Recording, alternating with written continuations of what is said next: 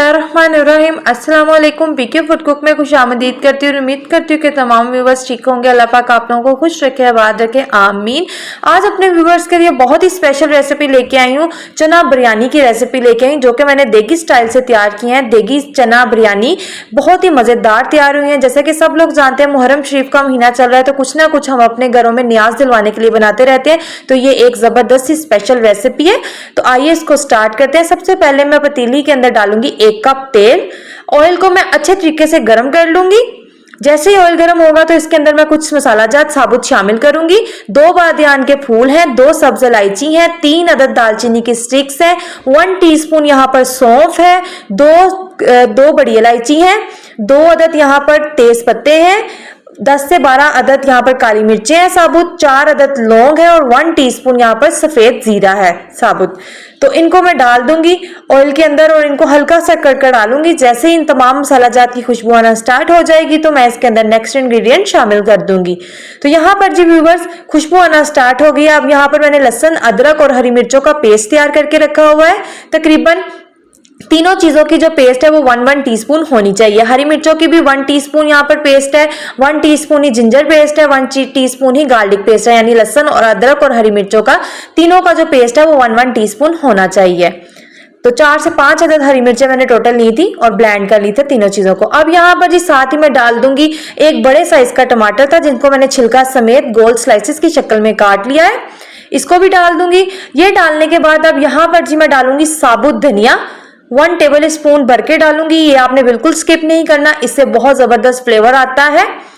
तो साबुत धनिया डालकर अच्छे तरीके से तमाम मसाला जात को मिक्स कर लेंगे। अब साथ ही यहाँ पर मैं डाल रही हूँ chilli flakes, red chilli flakes डाल रही हूँ, यानी कुटी हुई लाल मिर्च जिसे हम दरा मिर्च कहते हैं, 1 टीस्पून के करीब ये डालूंगी। अब यहाँ पर मैं नमक शामिल कर रही हूँ 1 टीस्पून। आप अपने जायके के मुताबिक कम या ज्यादा कर सकते हैं। तो यहाँ पर मैंने 1 टीस्पून नमक शामिल कर दिया। तमाम चीजों को अच्छे तरीके से मिक्स कर लूंगी। और अब यहाँ पर मैंने 2 टेबल स्पून भरकर दही डाल दी है। दही के साथ मसाला अच्छे तरीके से इससे बुनाई कर लेंगे दही डालकर। इससे ये होगा दही से जरा अच्छे तरीके से बुनाई हो जाती है और अच्छा सी एक फ्लेवर आ जाता है। अब यहाँ पर जी बुनाई करते करते मैं डाल दूंगी चिकन क्यूब, 2 अदद यहाँ पर मैं चिकन क्यूब शामिल कर रही हूँ। ये आपने बिल्कुल स्किप नहीं करना, इससे बहुत जबरदस्त फ्लेवर इससे भी आता है। तो यहाँ पर जी व्यूवर्स अच्छे तरीके से तमाम मसाले की मैं बुनाई कर लूंगी। अब यहाँ पर जी मैं डाल रही हूँ साथ में इमली और आलू बुखारा। थोड़ा सा 4 अदद मैंने आलू बुखारे लिया थे और इमली थोड़ी सी ली थी। इन दोनों चीजों को अच्छे तरीके से धोकर मैंने 10 से 15 मिनट के लिए थोड़े से पानी के अंदर इनको भिगो कर रख दिया था और पानी समेत इनको शामिल कर दिया है। यहाँ पर जी अच्छे तरीके से हमने तमाम मसाले जात की बुनाई करनी है ताकि जो ऑयल है वो बिल्कुल सेपरेट हो जाए। तो मीडियम फ्लेम के ऊपर इसी तरीके से बुनाई करते जाएंगे। तो यहाँ पर जी मसाले की अच्छे तरीके से बुनाई कर दिया। अब यहाँ पर जी मेरे पास तकरीबन 2 कप के करीब चने थे, 1 पाव आप कह लें, 1 पाव चने थे जिनको मैंने ओवरनाइट भिगोकर इनको नमक डाल के हल्का सा नमक डाल के थोड़ा सा नमक डालकर हस्बे जरूरत इनको मैंने बॉयल कर लिया था। तो यहाँ पर बॉयल किए हुए चने मैंने शामिल कर दिए। 2 कप चने थे।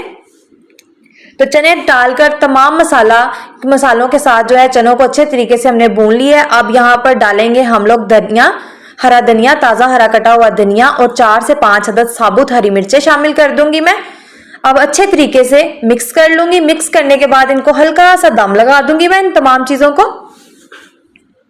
तो मिक्स करूंगी क्योंकि हम इसको देगी स्टाइल से तैयार कर रहे हैं, चना बिरयानी तैयार कर रहे हैं, तो चावलों को जो है हम सेपरेटली पकाएंगे और जिस तरह हम बिरयानी तैयार करते हैं उनकी लेयर्स लगाते हैं, इस तरीके से हम पुलाव को बनाएंगे तो बहुत जबरदस्त जो है पुलाव हमारा तैयार होगा। तो यहाँ पर जो चनों का कोरमा है वो तैयार हो चुका है। इसको बस हम दम लगाकर 2 से 3 मिनट के लिए बिल्कुल लो फ्लेम के ऊपर इसको दम लगा देंगे और दम के बाद ये फाइनली तौर पर रेडी हो जाएंगे। उसके बाद जो सेकंड स्टेप है वो है चावलों को पकाना।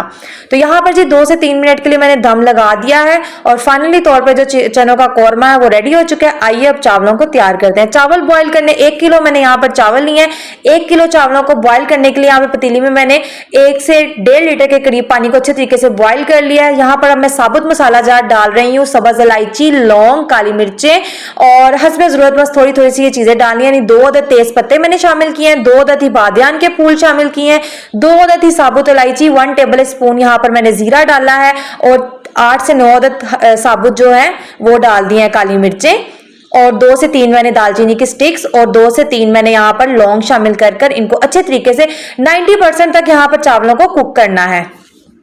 जैसे ही यहाँ पर चावल बॉईल हो जाएंगे तो मैं इनको छान कर सेपरेट रख लूंगी। तो ये देखें यहाँ पर फाइनली तौर पर जो चावल है वो बॉईल हो चुके हैं। अब यहाँ पर चावलों को छानकर मैं रख लूंगी। तो यहाँ पर जो इन चावलों का पानी है वो 1 कप मैं सेपरेट रख लूंगी और चावलों को सेपरेट रख लूंगी।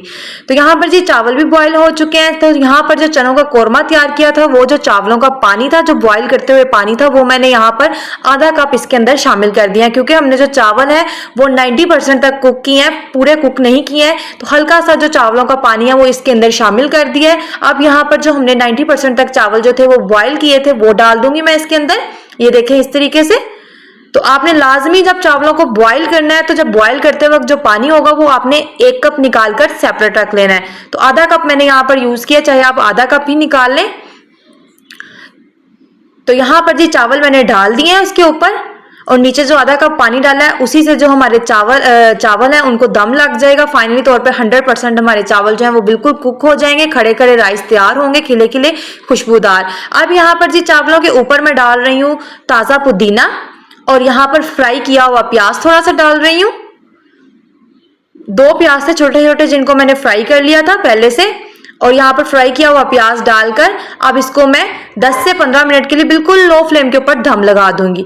तो यहाँ पर जी बिस्मिल्लाहिर्रहमानिर्रहीम अब दम को खोलते हैं। तो माशाल्लाह से जबरदस्त से जो हमारा देगी चना पुलाव बिरयानी यहाँ पर तैयार हो चुकी है। ये देखें जबरदस्त सी, तो कितने जबरदस्त ये राइस तैयार हो चुके हैं। ये देखें बिल्कुल खिले खिले, अलग अलग, एक एक दाना इनका अलग अलग है, खुशबूदार। यहाँ पर जो देगी बिरयानी है, चना बिरयानी, वो रेडी हो चुकी है।